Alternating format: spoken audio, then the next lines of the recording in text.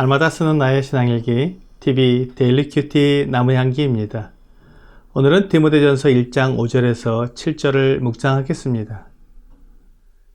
이 교훈의 목적은 청결한 마음과 선한 양심과 거짓이 없는 믿음에서 나오는 사랑이거늘 사람들이 이에서 벗어나 헛된 말에 빠져 율법의 선생이 되려 하나 자기가 말하는 것이나 자기가 확증하는 것도 깨닫지 못하는도다. 바울이 디모데에게 에베소에서 사람들이 다른 교훈을 가르치지 못하게 하고 신화와 끝없는 족보에 관한 변론을 하지 못하게 하라고 하였습니다. 그런 것들이 가져오는 결과는 하나님을 향한 믿음을 주지 못하고 자신의 지식을 높이고 사람들이 자기를 따르게 만들기 때문입니다. 우리가 교회 안에서 가르쳐야 하는 교훈은 그 결과가 사람들에게 청결한 마음과 선한 양심과 거짓이 없는 믿음에서 나오는 사랑이 있게 하는 것입니다. 이것이 다른 교훈과 바른 교훈의 차이입니다. 우리가 어떤 가르침을 받을 때 이렇게 청결한 마음과 선한 양심과 거짓이 없는 믿음에서 나오는 사랑을 하게 만들지 않는다면 그것은 잘못된 가르침입니다. 때때로 마음을 감동시키고 하나님에 대한 열정을 갖게 만드는 설교를 듣고 감격하기도 하지만 그런 설교를 듣고 같은 믿음의 길을 가고 있는 형제자매들을 사랑할 마음이 생기지 않는다면 그것은 핵심을 빠뜨린 설교가 되는 것입니다.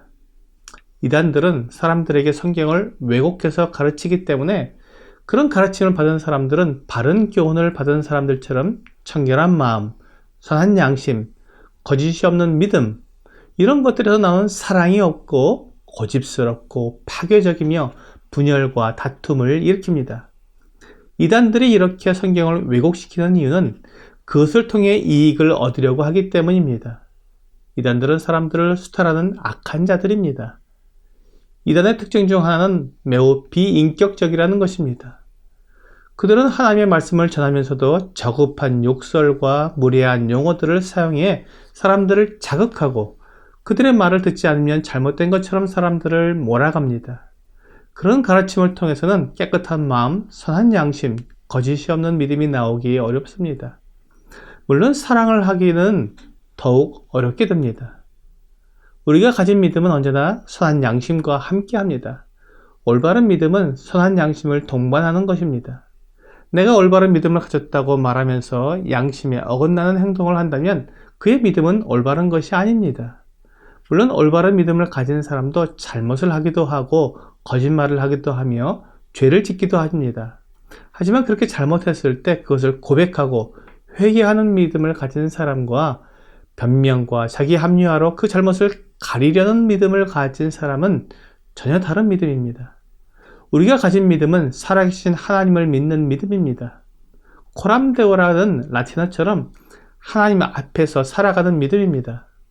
하나님께서 우리의 모든 것을 다 보고 계시며 알고 계시고 마지막에 심판하신다는 것을 믿는 믿음입니다. 그러므로 양심을 속이는 것은 그가 거짓된 믿음을 가지고 있다는 것을 말합니다. 하나님을 두려워함이 없는 믿음은 잘못된 믿음입니다. 잠언 9장 10절은 여호와를 경외하는 것이 지혜의 근본이요 거룩하신 자를 아는 것이 명철이니라라고 말씀하고 있습니다. 또한 잠언 8장 13절은 여호와를 경외하는 것은 악을 미워하는 것이라 나는 교만과 거만과 악한 행실과 패역한 일을 미워하느니라고 말씀하고 있습니다. 그러므로 하나님을 믿는 믿음과 악한 행실, 양심을 속이는 거짓된 삶은 결코 함께 할 수 없는 것임을 알 수 있습니다.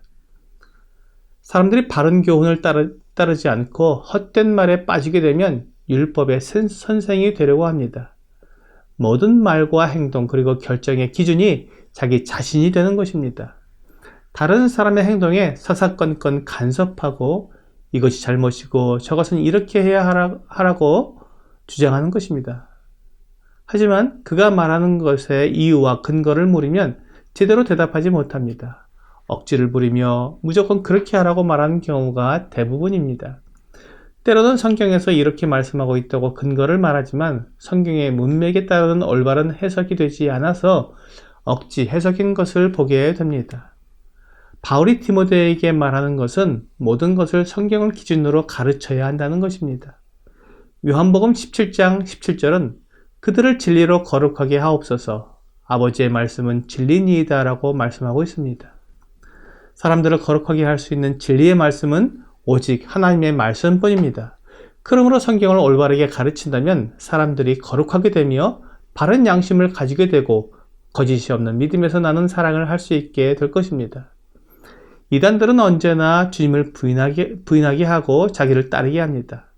베드로후서 2장 1절은 그러나 백성 가운데 또한 거짓 선지자들이 일어났었나니 이와 같이 너희 중에도 거짓 선생들이 있으리라. 그들은 멸망하게 할 이단을 가만히 끌어들여 자기들을 사신 주를 부인하고 임박한 멸망을 스스로 취하는 자들이라고 말씀하고 있습니다.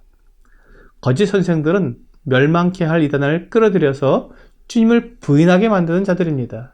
그들은 결국 스스로 멸망을 취하는 자들입니다. 주님을 부인하고 떠나는 자들에게 하나님의 무서운 심판만 있을 것입니다. 사탄도 스스로 하나님을 떠나 자기를 높여 하나님의 자리에 앉으려고 했지만 그의 운명은 하나님의 엄중한 심판을 통해 영원한 멸망에 던져지게 되었습니다. 사탄의 운명이 사탄과 같은 길을 가는 모든 사람들에게 동일하게 주어질 것입니다. 주님을 부인하고 떠난 사람들은 사탄처럼 주님의 자리에 자기가 앉으려는 것입니다. 그러므로 그들의 운명은 분명히 정해져 있습니다. 그들도 하나님의 심판을 받고 영원한 멸망에 던져질 것입니다. 그것을 안다면 하나님의 말씀을 가르치는 사람은 그 책임이 막중함을 느끼고 오직 하나님의 말씀만 전해야 할 것입니다. 오늘의 적용 질문을 보겠습니다. 내가 가르치는, 섬기는 목적은 사랑입니까? 아니면 자신을 높이기 위함입니까? 하나님께서 이스라엘 백성들에게 주신 율법의 목적은 사랑이었습니다. 첫째, 하나님을 목숨을 다해서 사랑하는 것이고, 둘째, 이웃을 내 몸처럼 사랑하는 것입니다. 이러한 온전한 사랑을 하게 하는 것이 하나님의 율법이기 때문에 하나님의 말씀의 교훈은 언제나 사랑을 가르치는 것입니다. 그러나 사람의 욕심은 자기를 높이고 자기가 주목받는 자리에 앉기를 원합니다. 여기에서 다른 교훈과 거짓 가르침이 나오게 됩니다. 야고보서 1장 15절은 욕심이 잉태한 즉 죄를 낳고 죄가 장성한 즉 사망을 낳느니라고 말씀하고 있습니다. 오늘 하나님의 마음을 배워서 하나님을 사랑하고 이웃을 사랑함으로 하나님의 말씀을 이루어드리는 여러분과 제가 되기를 주 예수님의 이름으로 기도합니다.